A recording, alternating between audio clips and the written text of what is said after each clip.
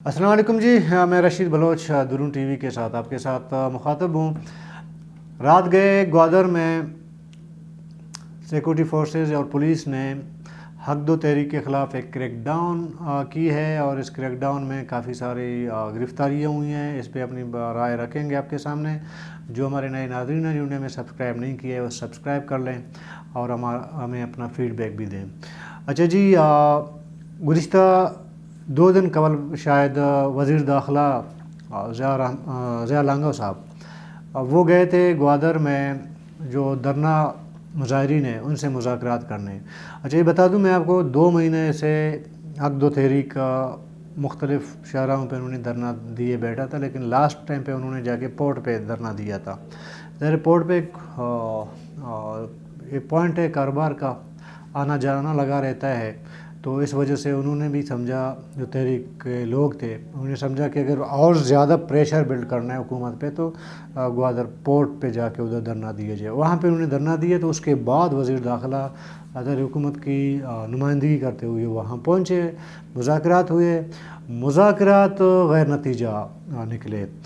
और इस मुज़ाकरात के गैर नतीजा होने के बाद मीडिया के चंद हमारे दोस्तों ने ज़िया लांगो से सवाल भी किया था आया कि जो मुज़ाकरात नाकाम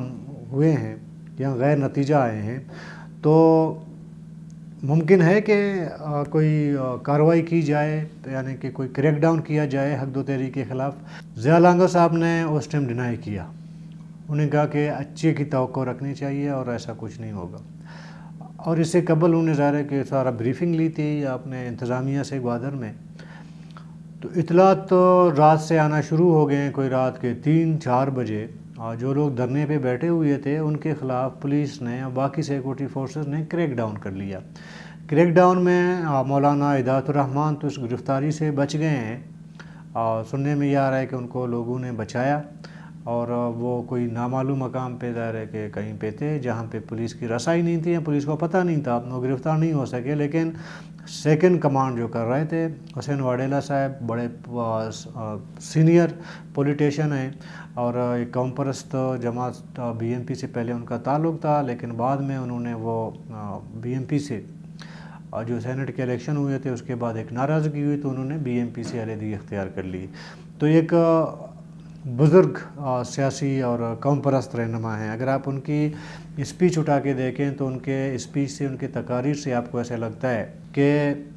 उनके अंदर जो कौम परस्ती का जो मादा है वो बहुत ज़्यादा है।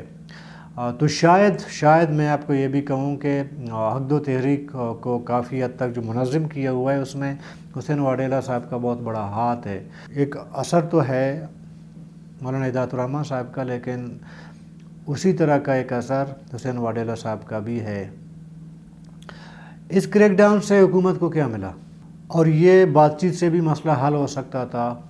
और इससे कबल भी आपको याद होगा 8-9 महीने कबल जब हक दो तहरीक ने धरना दिया हुआ था, वहाँ पे भी काफ़ी टाइम गुजरा। तो उसके बाद तो हुकूमती नुमाइंदे गए वहाँ पे, मुज़ाकरात हुए, मुज़ाकरात कामयाब हो गए हैं।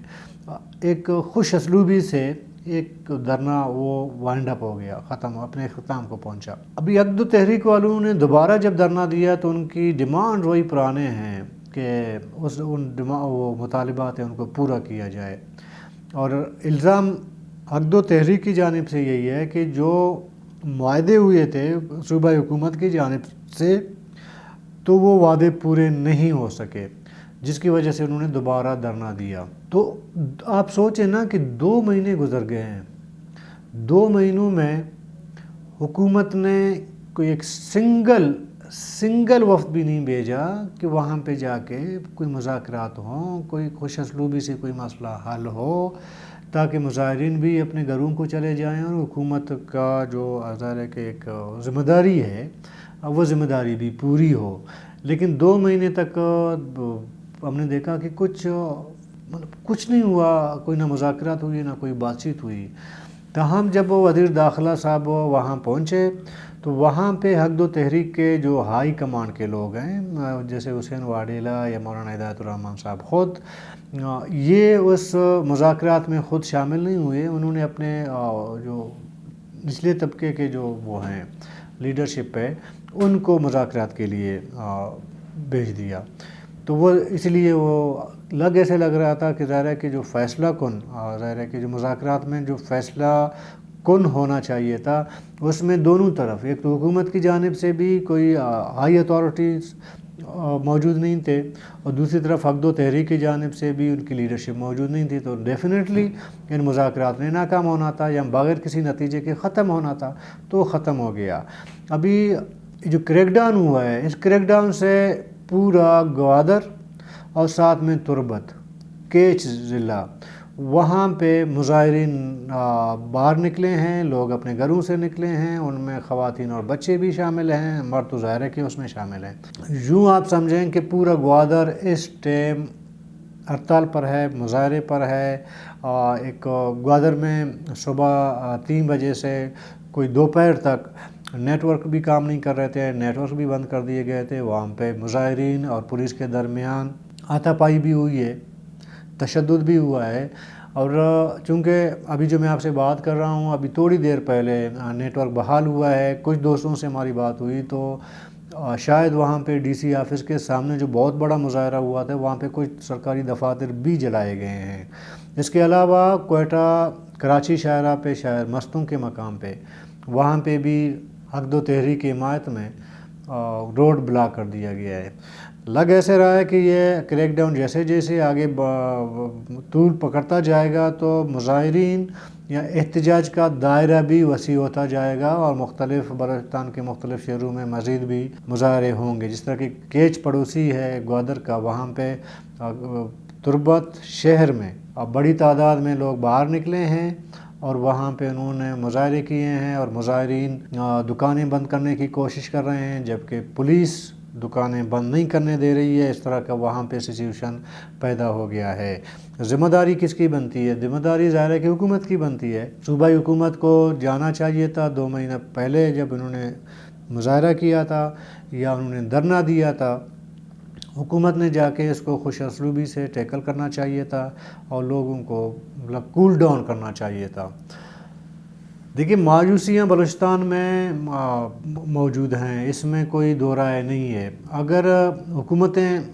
لوگوں کے بنیادی مسائل کے احتجاج پہ چشم پوشی کر لیتے ہیں تو پھر آہستہ لوگوں کے اندر ایک غم اور غصہ ظاہر ہے کہ وہ پیدا ہونا شروع ہو جاتا ہے۔ یہ جو ابھی جتنا مظاہرے میں جو شدت آئی ہے نا دھرنے میں، اس کی وجہ بھی یہی ہے۔ لوگ یہ سمجھ رہے ہیں کہ 2 مہینے سے ہم سڑکوں پہ بیٹھے ہیں، کوئی ہمیں پوچھنے والا نہیں ہے۔ یہ تو ریاستوں کی ذمہ داری بنتی ہے نا کہ اس طرح کے جب لوگ ظاہر ہے دنیا میں کہیں بھی جمہوری ممالک وہاں پہ لوگ تو نکلتے ہیں سڑکوں پہ اپنے مطالبات کے حق کے لیے، کہیں مطالبات مان لیے جاتے ہیں، کہیں پہ امپلیمنٹ کیا جاتا ہے، کہیں پہ تسلیاں دے کے ان کو گھروں سے واپس کیا جاتا ہے۔ لیکن ایک تو وہ دیکھیں آپ کریک ڈاؤن اس صورت میں ایک طرف آپ کر سکتے ہیں، آپ یہ سمجھتے ہیں کہ جی مظاہرین کی جانب سے کوئی پرتشدد واقعات ہو رہے ہیں، وہاں پہ املاک جلائے جا رہے ہیں، وہاں پہ بہت چیزیں جو وائلیشن ہیں وہ کیے جا رہے ہیں، تو تب ٹھیک ہے، پھر ریاست کی ذمہ داری ہے کہ وائلیشن روکا جائے۔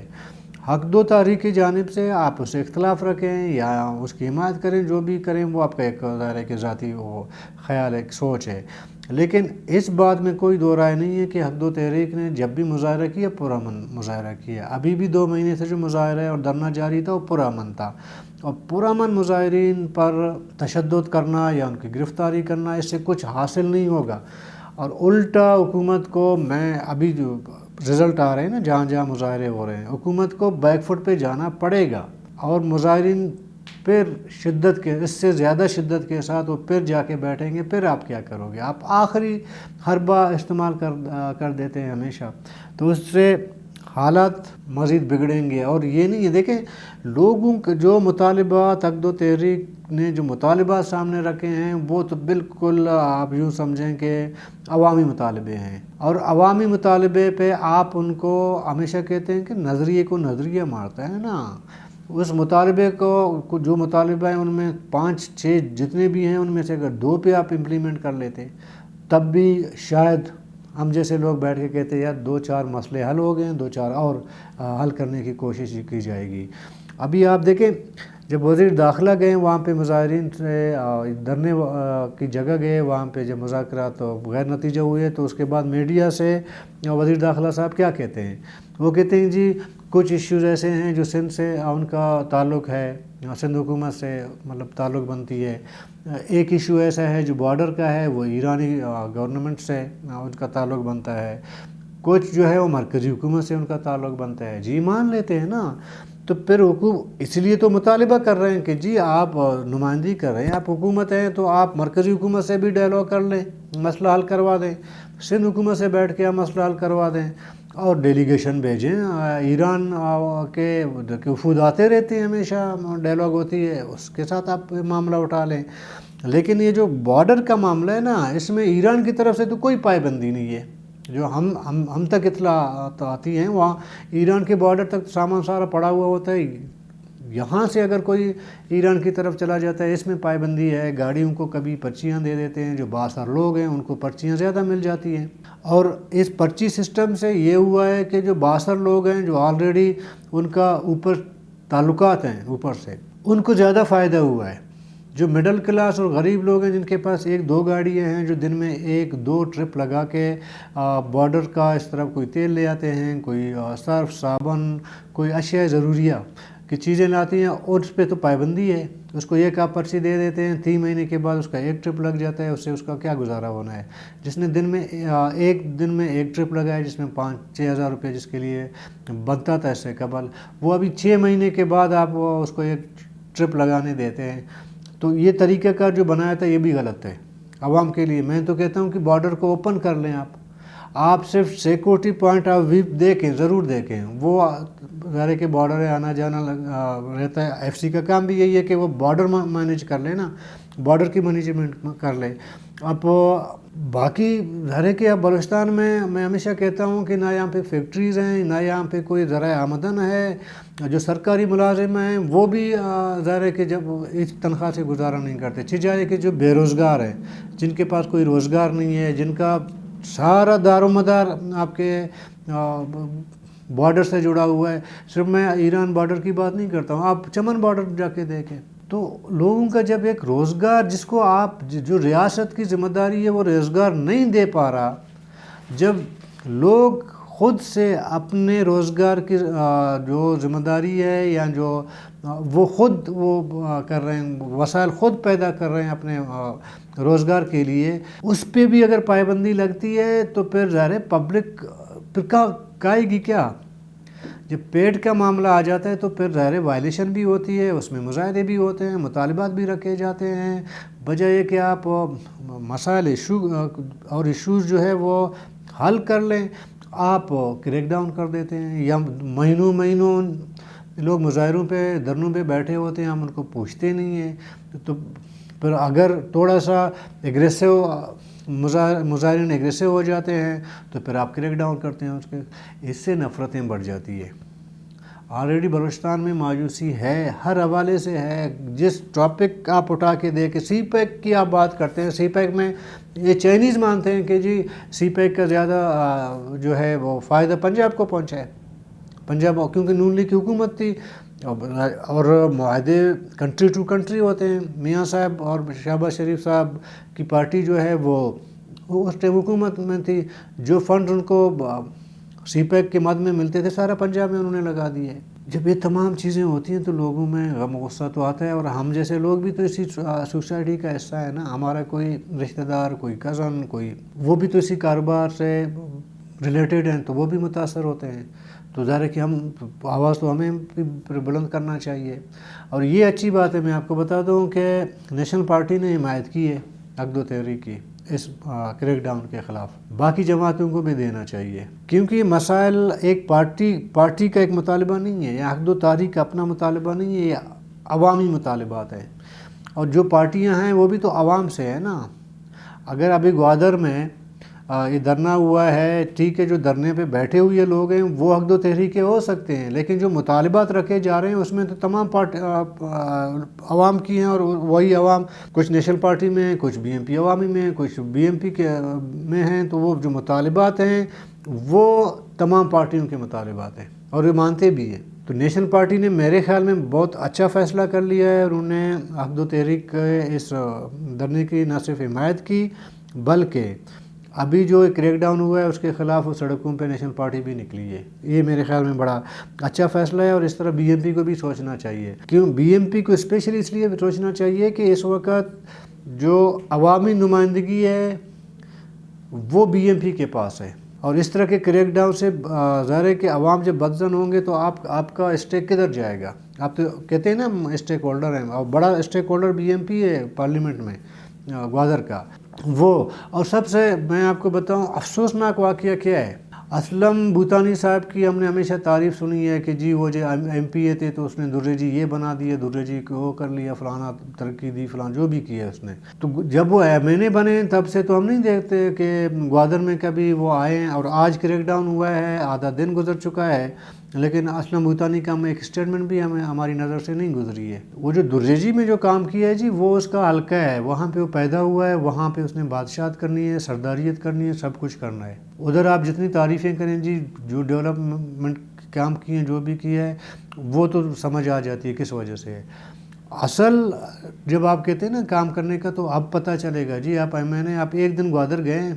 شاید جب سے وہ ایم این اے بن گئے ایک دو بار شاید گئے ہوں گے۔ ابھی جب ایک سخت حالات ہیں اور